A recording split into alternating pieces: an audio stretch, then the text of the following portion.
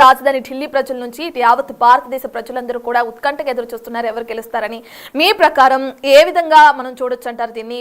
BJP నేతలు 26-27 సంవత్సరాల నుంచి ఎదురు చూస్తున్నారు అధికారం చేపట్టడం కోసం. టాప్ మళ్ళీ 4వ సారి అని చెప్పి ధీమా వ్యక్తం చేస్తుంది.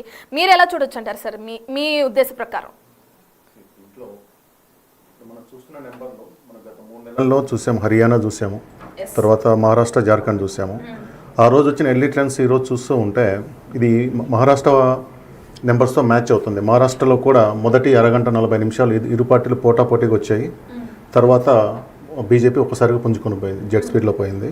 హర్యానాలో రివర్స్ కేసు ఉంది. హర్యానాలో ఒక దశలో 72 సీట్లకి కాంగ్రెస్ ముందంజలో ఉంది. అంటే ఇది పోస్టల్ బ్యాలెట్స్ కౌంటింగ్లో ఇది 72 సీట్లు అవుట్ ఆఫ్ 90 వెళ్ళిపోయింది. 11కి వచ్చేసరికి రివర్స్ వచ్చింది. ఫైనల్గా పోయేసరికి 25 సీట్లతో ఇక్కడ అయిపోయినారు. అదే కాబట్టి దీని గురించి మనం ఎక్సైట్ అవ్వడానికి ఏమీ లేదు.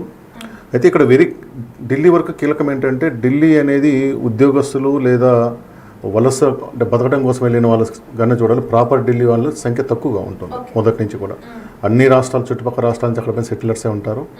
మెజారిటీ పీపుల్ అటు డైలీ వేజ్ చేసుకునే వాళ్ళు ఉంటే, అట్లాగే ఎంప్లాయీ సెక్షన్ కూడా చాలా ఎక్కువ, మిడిల్ క్లాస్ ఎక్కువ. మొత్తం ఢిల్లీలో పూర్ పీపుల్ కన్నా కానీ మిడిల్ క్లాస్ చాలా ఎక్కువ ఉంటుంది అనమాట. ఈ బడ్జెట్లో ఏదైతే 12 లక్షల ట్యాక్స్ అని పెట్టారో దాని రిఫ్లెక్షన్ ఈ నెంబర్లో ఉందా లేదనేది నేను చూసుకుంటానండి. ట్యాక్స్ గురించి మిడిల్ క్లాసు లేదంటే ఎంప్లాయీ సెక్షన్ కనుక పాజిటివ్గా రెస్పాండ్ అయ్యి ఉంటే ఇప్పటికే బీజేపీ ఒక 30 అంటే 23లో వాళ్ళు ఏకపక్షంగా వచ్చి ఉండాలి, పోటాపోటీ ఉండకూడదు. లేదా ఆప్ మళ్ళీ గెలిచే పరిస్థితి ఉంది అనుకున్నప్పుడే ఈ నెంబర్ కొంత పర్లేదు అనిపిస్తుంది. ఎందుకంటే పోస్టల్ బ్యాలెట్ల మీద ఇరు పార్టీలు గట్టిగా పనిచేస్తాయి, తెచ్చుకుంటారు. కాబట్టి దీన్ని చూసి మనము పోటాపోటీ అనుకోలే ఎవరు గెలుస్తుందో చెప్పకూడదండి. ముఖ్యంగా హర్యానా నుంచి నేర్చుకున్న అనుభవంతో మనం చెప్పడానికి లేదు. ఎన్నిక గట్టిగా ఉంటుంది. మీరు మెజారిటీ ఎగ్జిట్ పోల్స్ ఇచ్చినవి కూడా ఏంటంటే ఒక మై యాక్సెస్ ఇండియా వాళ్ళు మాత్రమే 45 నుంచి 55 బీజేపీకి ఇచ్చారు. మిగిలిన వాళ్ళు బీజేపీకి ఎక్కువ మంది ఇచ్చారు. కానీ అన్నీ కూడా మార్జిన్స్ ఉన్నాయి. 40 నుంచి 44, 39 అంటే 35 సీట్లు 36 రావాల్సి ఉంటే జస్ట్ మెజారిటీ మా మ్యాజిక్ మార్క్ అని 2 సీట్లు ఎక్స్ట్రాని ఇచ్చున్నారు.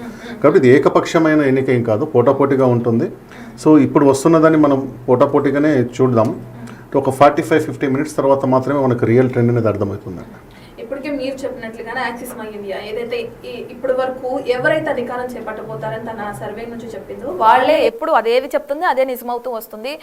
మరి ఈసారి axis my India is the most reliable survey agency in India. వాళ్ళు ప్రీ పోల్ ఎవరు ఓన్లీ ఎగ్జిట్ పోల్ మాత్రమే ఇస్తారు. Pradeep Gupta is like best psephologist in India. అయితే యాక్సిస్ ఇండియాకి 2 దెబ్బలు తగిలినాయి ఈ మధ్య కాలంలో. ఒకటి లోక్సభ ఎన్నికల్లో బీజేపీకి 330-340 ఇచ్చినప్పుడు అది రాలేదు. సో ఆ రోజు లైవ్లో జరిగిన ఆర్గ్యుమెంట్లోనే ఆయన ఇండియా టుడేతో బ్రేకప్ చేసుకొని, ఇంతకుముందు access India today my access కలిసి చేసేవాళ్ళు అన్నమాట. రాజీవ్ సర్ది చేసేవాళ్ళు.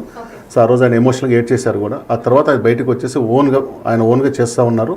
ఆయన చేసిన మొదటిది హర్యానాలో కాంగ్రెస్ గెలుస్తుందని ఇచ్చాడు, కానీ అది ఫెయిల్ అయింది. సో తర్వాత మహారాష్ట్ర, జార్ఖండ్ ఇచ్చారు. పెద్ద సమస్యలు 2 సక్సెస్ అయింది, అదొకటి మాత్రమే. ఎక్కువ మంది మహారాష్ట్రలో బీజేపీ ఇచ్చిన, జార్ఖండ్లో కూడా బీజేపీ ఇచ్చారు. ఈ 2 ఉన్నది. సో 1-2 ఫెయిల్ అయిపోయినా 95-98% సక్సెస్ ఉన్నది ప్రదీప్ గుప్తాకి మై యాక్సెస్ ఇండియాకి ఉంటుంది. ప్లస్ ఆయన కూడా ఏంటంటే పోలింగ్ అయిపోయిన 5 నిమిషాలకు 10 నిమిషాలకి ఇవ్వరు. పోలింగ్ అయిపోతే అందరూ అయిపోయిన వెంటనే ఎగ్జిట్ పోల్స్ అంటే అది ఆల్రెడీ ప్రిపేర్ చేసుకున్నట్టుగా అనుకోవాలి మనం. ఈయన తర్వాత రోజు ఇస్తారు. 5వ తారీఖు మనకు పోలింగ్ అయిపోతే ఈయన 6వ తారీఖు సాయంత్రం ఇచ్చారనమాట. It took his own time. So time తీసుకొని చేశారు కాబట్టి ఆయన అల్గారిథం కానీ ఆయన ఏమంటారు ఆయన ఫార్ములా కరెక్ట్గా ఉంటుంది అనేది ఎక్కువ మందికి నమ్మకం అంట. If you want to bet on anyone, better bet on Pradeep Gupta my access India. Right sir, మనం చూసుకుంటే ఆప్కి ఎక్కువగా మైనస్లు ఏమున్నాయి అని చెప్పుకోవచ్చు అంటారు? ఇప్పటికే మీరు చెప్పినట్లుగానే బీజేపీ బడ్జెట్ ఏదైతే ప్రవేశపెట్టిందో ఉద్యోగస్తులనే మెయిన్ లీడ్ గా తీసుకుని వాళ్ళని అట్రాక్షన్ గా చేసుకోవడం కోసమే ఆ బడ్జెట్ ఉంది అని కూడా చెప్పుకోవచ్చు. దాని ఇంపాక్ట్ ఎంతవరకు పడే అవకాశం కనిపిస్తుందంటారు? విశ్లేషణ ఏం చెప్తుందంటే 3 సార్లు ఉండబట్టి వ్యతిరేకత వస్తుంది అంటున్నారు. అది ఢిల్లీ విషయంలో నిజం కాదండి. ఢిల్లీ విషయంలో ఢిల్లీ ఓటర్లు ఎప్పుడు కూడా స్టెబిలిటీకి, కంటిన్యూటీకి ఎక్కువ ఓటేస్తారు. మనకు స్వతంత్రం వచ్చిన మొదట్లో ఒక 1.5 year పాటు 1.5-2 years అంటే 1956 వరకు ముఖ్యమంత్రులు ఉన్నారు, 2 ముఖ్యమంత్రులు ఉన్నారు. రీఆర్గనైజేషన్ SRC 2 వచ్చిన తర్వాత ఢిల్లీ రాష్ట్ర హోదాను రద్దు చేసి యూనియన్ టెరిటరీ చేశారు. మళ్ళీ అంటే 1956లో రాష్ట్ర హోదా పోయింది. అంటే చివరి ముఖ్యమంత్రి 1956లో ఉంటే మళ్ళీ 1993లో ఎలక్షన్స్ జరిగాయి. అంటే ఆల్మోస్ట్ 40-38 జరిగింది అనుకోండి. అప్పుడు జరిగిన ఎన్నికల్లో బీజేపీ గెలిచింది.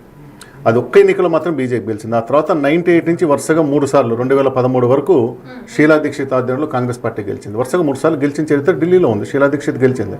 ఇప్పుడు ఈయన 3 సార్లు గెలిచాడు కాబట్టి 3 సార్లు గెలిచారు కాబట్టి అసంతృప్తి వస్తుంది, ఓడిపోతున్నారు అనేది ఢిల్లీ వరకు అది కరెక్ట్ కాదు. అట్లాగే ఇప్పుడు మీరు ఉత్తరాదిలో చూడండి, హర్యానాలో అట్లా గెలిచింది ఆడుకొని ఉన్న దాంట్లో. అట్లాగే ఇప్పుడు మనకు మధ్యప్రదేశ్లో 1-2 సార్లు మారినా కానీ ఎక్కువగా కంటిన్యూ అయ్యేదే ఉంటుందన్నమాట. అయితే ఇప్పుడు వరకు వచ్చేది ఏంటంటే అరవింద్ కేజ్రీవాల్ రాజకీయ ప్రవేశం గురించి అందరూ తెలుసు. అన్నా హజారే శిష్యుడిగా అవినీతి వ్యతిరేక పోరాటంలో మొదలైంది. బీజేపీ ఒక దశలో సక్సెస్ అయినట్టు కనిపిస్తుంది. అరవింద్ కేజ్రీవాల్ కూడా అవినీతి పరుడే. బీజేపీ ఎక్కువ అటాక్ చేసింది అవినీతి మీదనే చేసింది.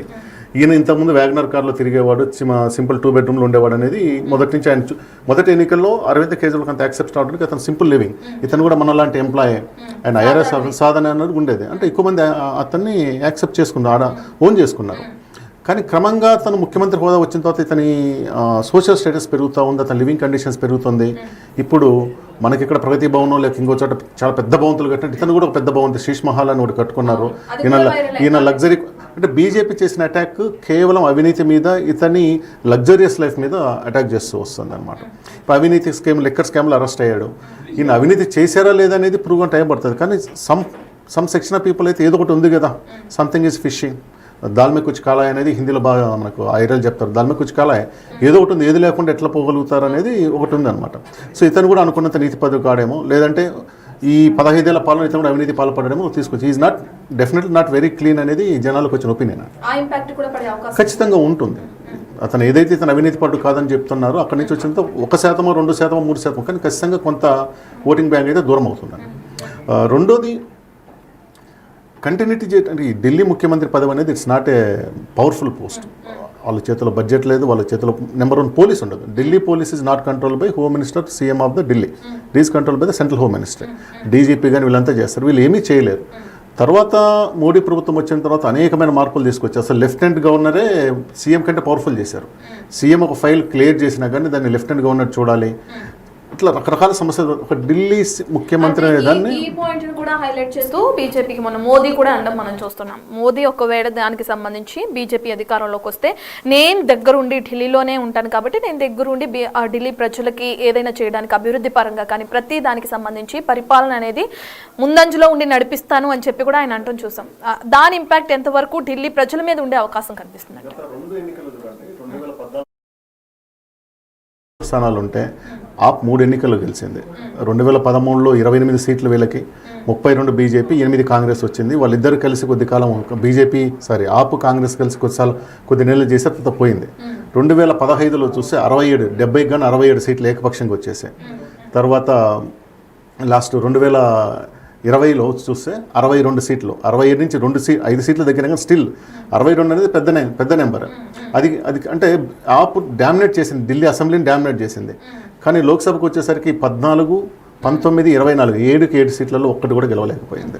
పక్కనున్న పంజాబ్లో గెలవగలిగింది కానీ వీళ్ళ పాలనలో ఉన్న ఢిల్లీలో గెలవదు. అదే చెప్తారు, ఢిల్లీలో పైన మోడీ, ఇక్కడ కేజ్రీవాల్ అనేది ఢిల్లీలో బాగా స్లోగన్ ఉంటుంది, పిఎం మోడీ, సీఎం కేజ్రీవాల్ అనేది ఉంటుంది. సో దాన్ని బ్రేక్ చేయడం కోసము, అంటే పీపుల్ మైండ్ సెట్ కూడా అలాగే ఉంటుంది. ఇప్పుడు ఢిల్లీ ముఖ్యమంత్రికి ఉన్న పవర్స్ చాలా తక్కువ, కానీ హానెస్టీ, డెడికేషన్ అనేది చాలా కావాలన్నమాట. అది కేజ్రీవాల్ జనాలు చూశారు. ఇప్పుడు మోడీ దాన్ని బ్రేక్ చేయాలని చూస్తారు. ఇక్కడ కూడా బీజేపీ మనిషి ఉంటే నేను ఎక్కువ చేయగలుగుతాను అనేది ట్రై చేశారు. బట్ ఎంతవరకు వస్తాయనేది మనం చూడాల్సిందండి. అయితే బీజేపీకి సంబంధించి సీఎం అభ్యర్థి ఎవరు? అది ఇప్పటికీ ఉత్కంఠగానే సాగుతుంది. ఇంకా చెప్పలేదు, అనౌన్స్ చేయలేదు. దాన్ని కూడా ఒక నెగిటివ్ ఇంపాక్ట్ లో చూపిస్తున్నారు ఇటు ఆప్ నేతలు. దాన్ని ఎలా అది అసలు జాతీయ పార్టీలకు సమస్య కాదు. మీరు మహారాష్ట్ర చూడండి, జార్ఖండ్ చూడండి, హర్యానా చూడండి. మహారాష్ట్రలో ఏక్నాథ్ షిండే సీఎం అని వాళ్ళు చెప్పలేదు, తర్వాత ఫడ్నవీస్ సీఎం అని చెప్పలేదు. ఇప్పుడు మీరే చెప్పున్నారు, మోడీ నన్ను చూసేయండి అని అడుగుతారు. మొదటి నుంచి అది నన్ను చూసేయండి, నేను ఢిల్లీలో ఉన్నాను కాబట్టి నేనే చేస్తానని చెప్తారు. సహజంగానే చెప్తానే ఉంటారు అది.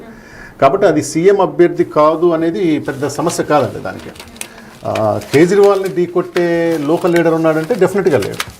కానీ దాని మాత్రమే అది పోతుందనే దానికి అట్లేమీ ఉండకపోవచ్చు. అవినీతి ఆరోపణలు ఏదైతే ఎదుర్కొంటున్నారో కేజ్రీవాల్, దానికి సంబంధించి సానుభూతి పరంగా భావిస్తున్నారు, ధీమాగా ఉన్నారు. అలా కూడా ఒకవేళ కలిసి వచ్చే అవకాశం కనిపిస్తుందంటారా ఆప్కి? 70లో సీట్లు